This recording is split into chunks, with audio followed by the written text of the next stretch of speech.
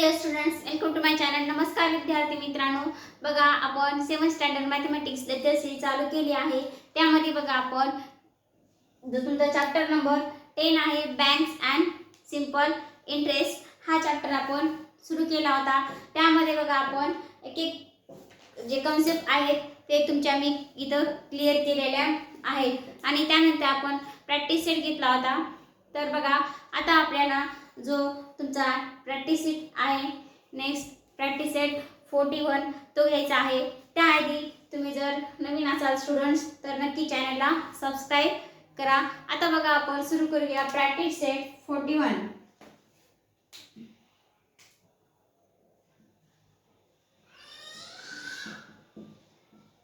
Practice set 41 आपण आता शिकणार आहोत. बघा त्यामध्ये जर तुम्ही बघितलं तर first example question number first काय आहे बघा.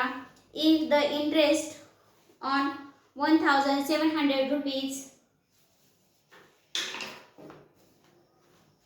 is 340 rupees for 2 years, the rate of interest must be.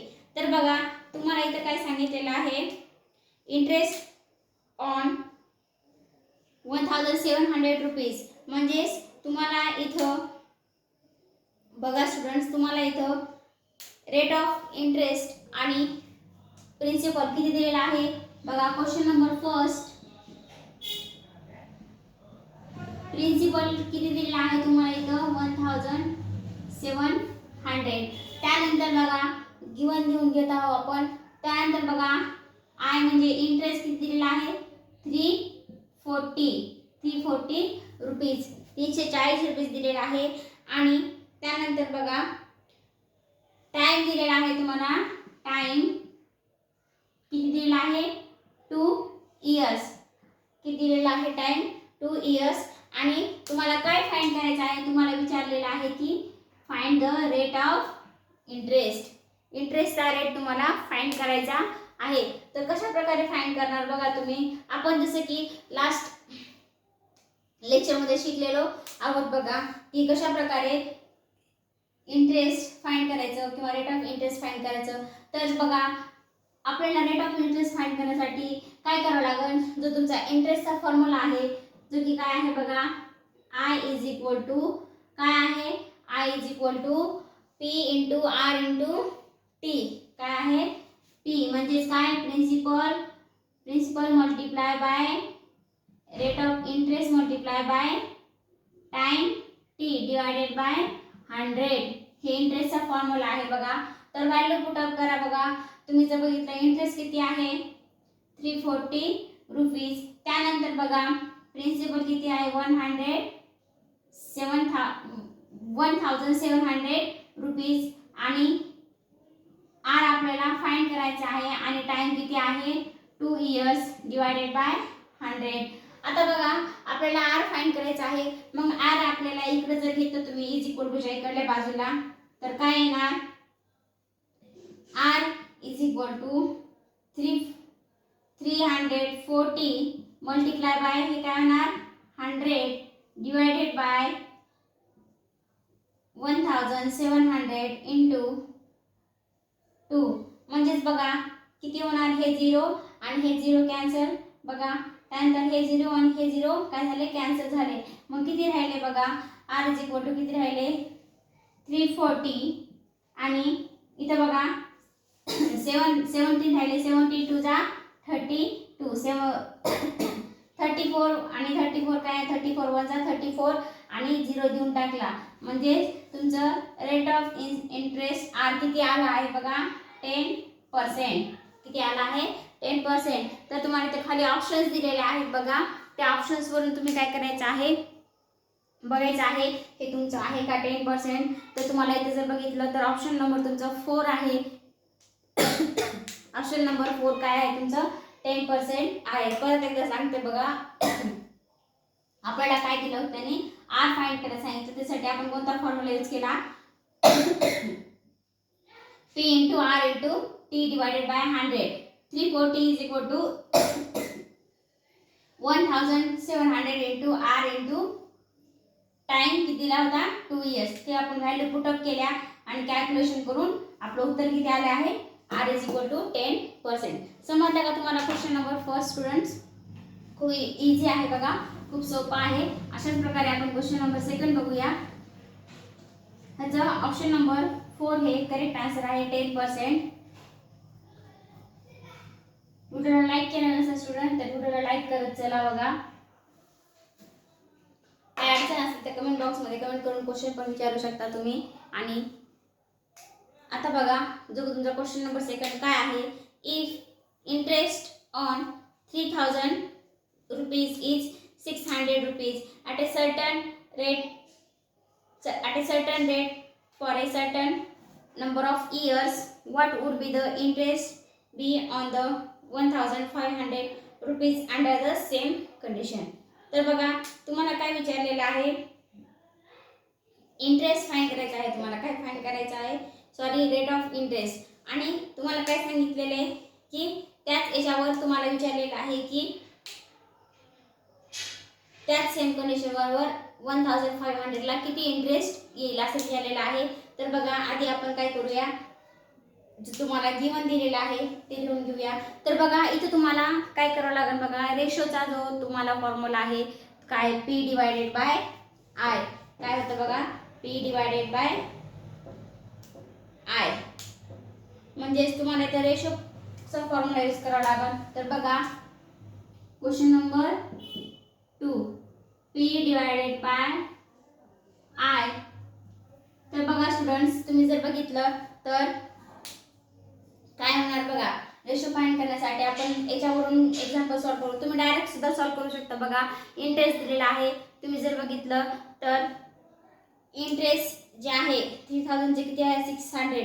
मग 3000 किती आहे 3000 आणि 50000 किती आहे 3000 आणि 50000 कशा आहेत 1500 रुपीज प्लस 1500 रुपीज किती होतात 3000 रुपीज. त्यानंतर बघा तर 3000 रुपीजचं इंटरेस्ट किती आहे 600. तर आपण डायरेक्ट आन्सर सुद्धा काढू शकतो बघा. मग 1500 रुपीजचं इंटरेस्ट किती येणार 300 रुपीज. डायरेक्ट सुद्धा काढू शकता आणि तुम्ही प्रोसेस सुद्धा काढू शकता. बघा तुम्ही इथं असं लिहू शकता. बघा let's suppose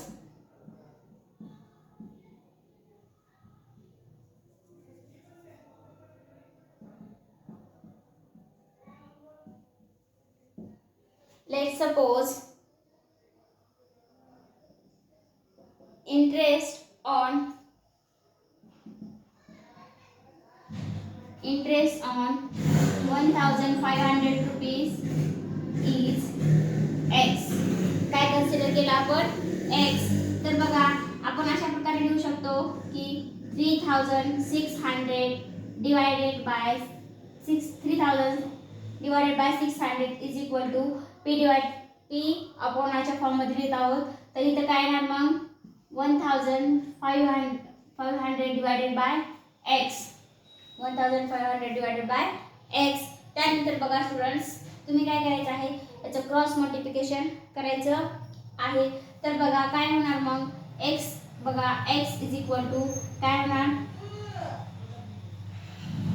50,000 multiply by 600 divided by किती येणार इथं 3000 सॉरी 1500 रुपीज आहे. तर बघा हे 0 हे 0 हे 0 हे 0 काय होणार कॅन्सल होणार. बघा स्टुडंट्स मग किती राहिले बघा किती राहतात बघा 30 3 चा नाहीतर बघा असं करूया आपण डायरेक्ट किती राहतात बघा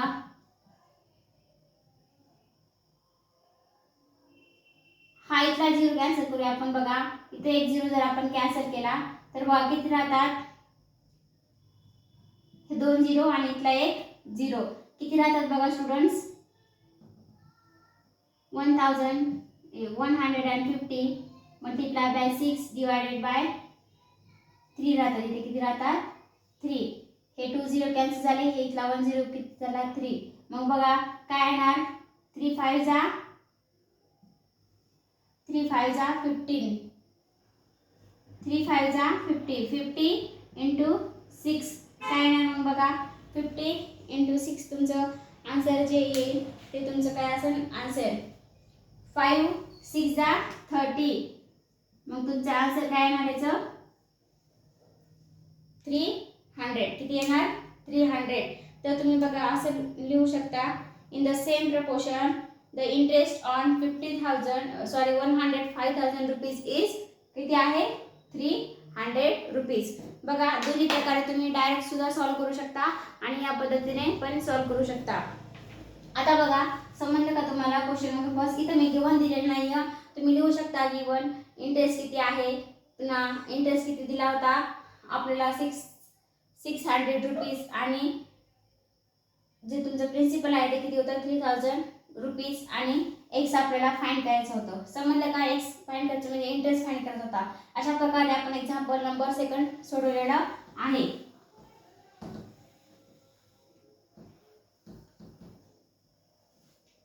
क्वेश्चन नंबर सेकंड झाला आहे बघा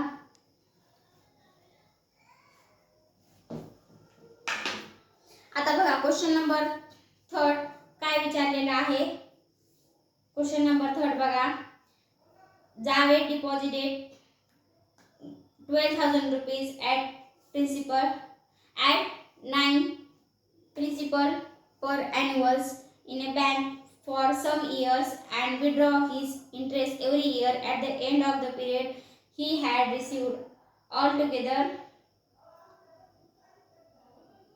17,400 rupees for money years had he deposit his money तर बघा क्वेश्चन नंबर थर्ड तुम्ही बुक समोर ठेवून बसायचं आहे बघा स्टुडंट्स तुम्ही जर बघितलं क्वेश्चन नंबर थर्ड मध्ये तर इथं तुम्हाला काय दिलेलं आहे बघा इथं तुम्हाला काय दिलेलं आहे बघा स्टुडंट्स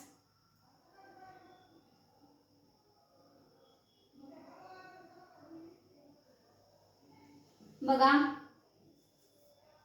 तुम्हाला इथं अमाउंट दिलेली आहे अमाउंट किती आहे 17,400 रुपीज किती आहे 70,400 रुपीज आणि त्यानंतर बघा तुम्हाला इथं प्रिन्सिपल दिलेला आहे प्रिन्सिपल किती आहे 12,000 रुपीज आणि त्यानंतर बघा तुम्हाला आर दिलेला आहे म्हणजे पर्सेंटेज पर ॲन्युअल्स सॉरी आर दिलेला आहे किती आहे 9% किती आहे 9% आणि त्यानंतर बघा तुम्हाला इथं तुम्हाला काय करायचं आहे बघा स्टुडंट्स त्यांनी काय विचारलेलं आहे की how many years had he deposited his money तर बघा तुम्हाला काय सांगितलेलं आहे की हाऊ मेनी इयर्स म्हणजे टाइम तुम्हाला फाइंड करायचा आहे बघा टाइम फाइंड करण्यासाठी तुम्हाला आधी काय माहित पाहिजे बघा स्टुडंट्स आय माहित पाहिजे म्हणजे इंटरेस्ट तर तुम्ही बघा आपल्याला अमाउंट माहिती प्रिन्सिपल माहिती तर तुम्ही amount is equal to P plus I हा फॉर्म्युला यूज करून तुम्ही इंटरेस्ट काढू शकता बघा टोटल इंटरेस्ट तर बघा मग काय येणार अमाउंट किती आहे 17,400 rupees is equal to P किती आहे आपल्याला पी किती दिला आहे बघा 12,000 रुपीज आणि आय आपल्याला प्लस आय आपल्याला फाइंड करायचं आहे तर बघा आय काढायचं आहे आय ला इकडे घेऊ आपण आय इज इक्वल टू हे इकडे गेल्यास प्लस मध्ये इकडे गेल्यास काय होणार मायनस मध्ये तर बघा 17,400 मायनस 12,000 आपण याला काय करायचं आहे मायनस करायचं आहे तर बघा 70,400 मायनस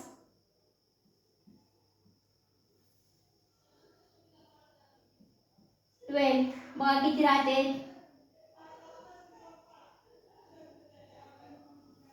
54 म्हणजे किती राहणार इथे बघा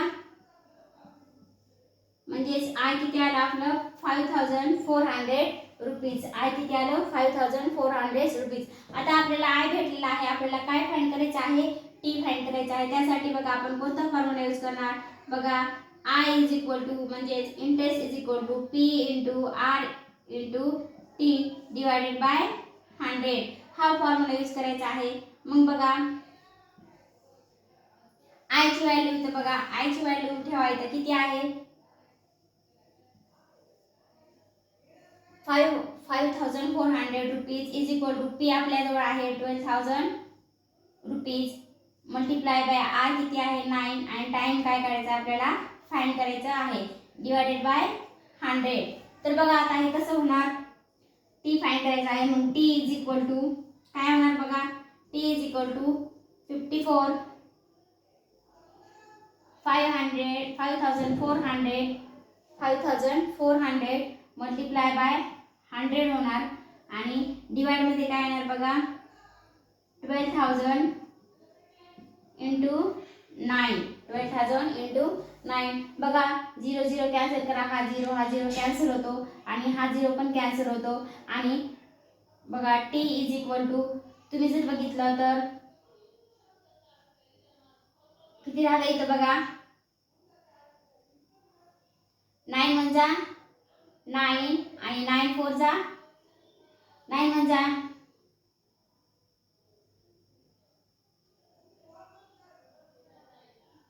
9 6 जा 9 6 जा किती 54 तर बघा इथे किती राहणार मग 60 डिवायडेड बाय 12 तर 12 1 जा 12 आणि 12 5 जा 60 मग तुमचा टाइम किती आला इथं बघा p is equal to 5 years किती आला 5 इयर्स.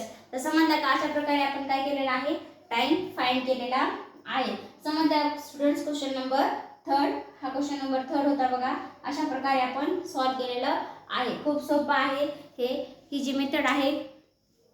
परत एकदा बघा काय करायचं आपल्याला अमाऊंट दिली त्यानंतर प्रिन्सिपल दिलेला आहे तुम्ही हे पूर्ण लिहायचं आहे आणि रेट ऑफ इंटरेस्ट दिलेला आहे 8 आणि टाइम टी काढायचा आहे. टाइम टी काढण्यासाठी आपल्याला आधी काय माहित पाहिजे बघा आय माहित पाहिजे म्हणजे इंटरेस्ट किती आहे ते माहित पाहिजे. तर बघा आपल्याला आपण काय केलं आधी इंटरेस्ट फाइंड करून घेतला amount total amount is equal to principal plus interest. आपण काय केला इंटरेस्ट फाइंड केला किती आला 5400 रुपीज आणि मग त्यानंतर आपण काय केलं इंटरेस्ट इज इक्वल टू हा फॉर्म्युला यूज केला व्हॅल्यू पुटअप केल्या आणि किती टाइम झाला ते आपण फाइंड केलेला आहे बघा क्वेश्चन नंबर 3. आता क्वेश्चन नंबर 4 आणि क्वेश्चन नंबर 5 हे तुम्ही होमवर्कला घ्यायचे आहेत बघा याच प्रोसेसने करायचं आहे. मी सगळ्या प्रकारचे एक्झाम्पल तुमच्याकडून सॉल्व करून दिलेले आहेत. तर आता तुम्ही जो तुमचा क्वेश्चन नंबर 4 आणि 5 आहे तो होमवर्कला घ्यायचा आहे. खूप सोपा आहे तुम्ही होमवर्क करायचा आहे. नक्की तुम्ही होमवर्क करता का नाही बघा स्टुडंट्स ते कमेंट बॉक्समध्ये कमेंट करून नक्की सांगा. आता जो तुमचा नेक्स्ट चॅप्टर आहे सर्कल तो आपण या नंतरच्या लेक्चरमध्ये घेणार आहोत. तुम्हाला जर व्हिडिओ आवडला असेल तर नक्की लाईक करा. चॅनलला सबस्क्राईब केलं नसेल तर आतापर्यंत तुम्ही नक्की सबस्क्राईब करा आणि तुमच्या मित्रमैत्रिणींना नक्की शेअर पण करा बघा students. Thanks for watching this video.